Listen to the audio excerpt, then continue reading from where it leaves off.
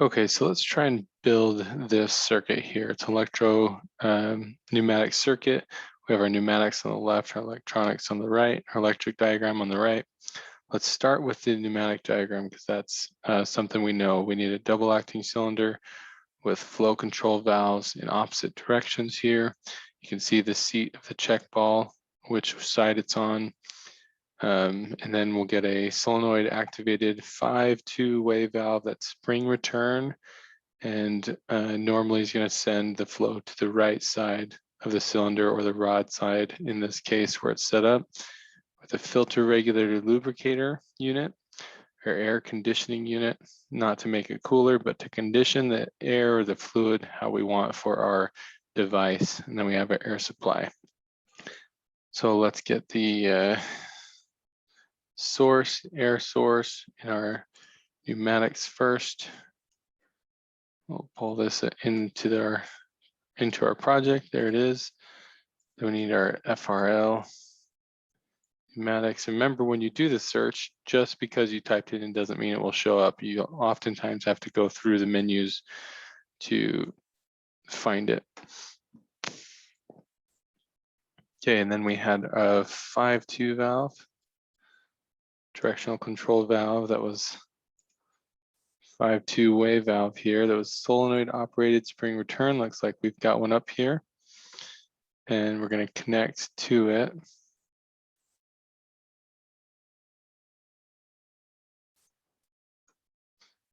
And then we also need the exhaust ports.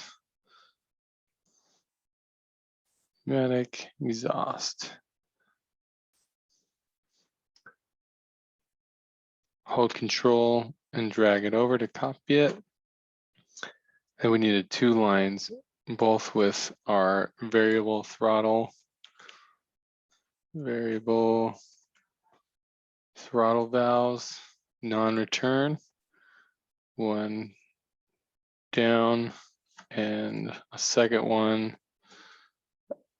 pointed the other direction. So edit, position, flip across the horizontal line. Let's double check that those are right. Yep, the right one, the ball is on top. The left one, the ball is on the bottom. And we'll connect to that one. Then we need a double acting cylinder here.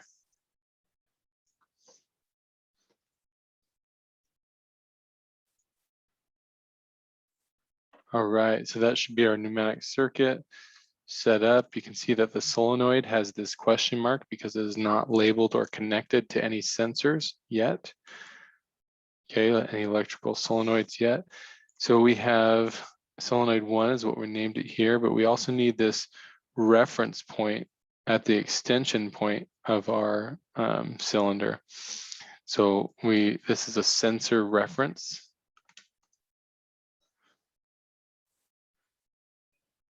Here, sensor reference point. And we don't know where full extension is, so we're going to label this as PX1. And we need to double click the cylinder and extend it. Go to data. And we want extension at 100%. That way we can figure out where those diamonds match. So make sure we're grabbing the sensor. And once I line up those diamonds, then it will detect to that position. This is a reference. It's transmitting a signal somewhere. We don't have a place for it to go yet, but we're going to set that up. Let's go back in and set this cylinder back where it was. Okay. Now we can work on an electrical diagram. We need a power supply, a push button, a relay K1, K2, and K3, and a solenoid and a second push button. So let's work on 1, 2, 3 contacts, 1 normally open and 2 normally closed, 1 push button here, and a relay. So let's go to close our pneumatics here. Let's go to our electrical control IEC standard and do power source. We should find the 0 and the 24 here. And then we needed some contacts, normally open. Said we had one of those, and it needs to be connected, but we don't have anything to connect it yet. So let's get the relays in there so that we have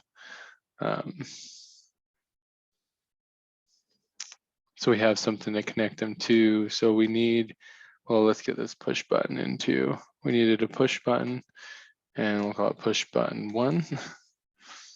And we needed, let's see here, we wanted some contacts. We wanted a coil. So we wanted one there. We're name that K1. And then we wanted a second one, K2. We wanted a third one, K3. Okay, and then we can go on the switch. And the first switch that was normally open, I believe, is connected to K1. There it is. So once I find it, I can double click on it and it connects it here on the left. And then let me go back. The open was K1. There's a K2 and K3 that is normally closed. So we come over here to our contacts. We want a normally closed contact connected to K1. This one now we can search for K2, double click and it connects it. And then we want another normally closed contact. And that one was K3. Okay. And our push button, we're gonna connect there, our K3, we got to double click on that line, connect our 24 line and double click on that line. We know it's connected when the dot is black like that. And our 0 volt line. Okay, so this should be our first line. Let's double check.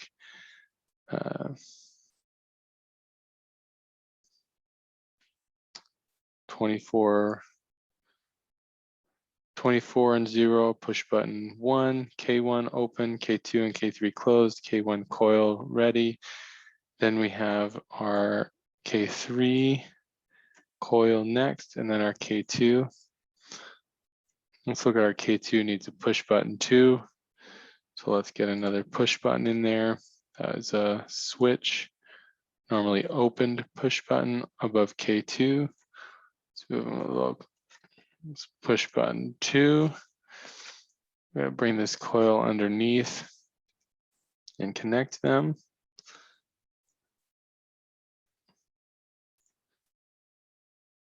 Double click on that line and there. And then we want a K1 open switch and our solenoid. So we want to contact normally open here, connected to K1. So now there's 2 switches that are connected to K1. We wanted our solenoid.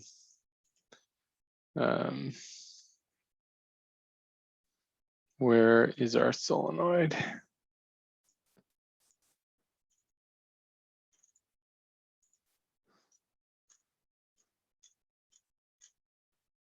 Sure, let's find it. Solenoid. Here, there it is. Electrical control solenoid. Pull that in. And again, that solenoid is going to attach. So this is the transmitter. When this receives power, it's going to send or transmit the signal for the other one to be actuated. And we call this solenoid 1. Use some space, put the text down here, connect them.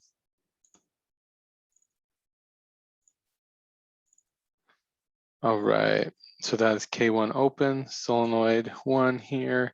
If I created the solenoid, see it's still black. That's because I need to connect it to this solenoid on the pneumatic circuit. So I double click on my component, variable assignment. It looks like I have a one spot here and I want it connected to a solenoid. So SOL1, there it is. Double click and I'm connected. It turned blue and this turned blue, so I know that they are active now. Okay, now I have this K3 line with this special device. This is a sensor switch, so we're going to get rid of this solenoid search, and let's go down here to the sensor switches. And I'm looking for a similar symbol to what I saw, and that was this PNP normally open contact. I'll put it up here. Now it also has this question mark because I'm going to name it, right? And its name is going to match the sensor reference PX1. So this line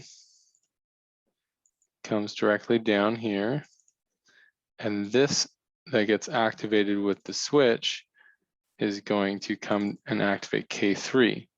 So that means that when PX1 reference point is reached, it'll cause PX1, this sensor switch, to activate and send power to K3. So we need to name them or connect them. So we already named PX1 on the sensor reference point. Now we're going to come in here and find PX1 and connect it to the sensor switch. Okay, so now we have a sensor switch and a sensor reference point. We have our push buttons ready. K3 and K2 are going to actually deactivate K1, which should stop the extension. So let's simulate it. We then push our push button 1 to get it started. That closes the normally open K1 here, which causes it to be latched and closed for full extension. And then once the reference is hit, it'll open up K1 here by opening K2 first, which will deactivate K1 coil and open these two switches. And when the solenoid is unactivated, the spring return will push it back to a retracted state.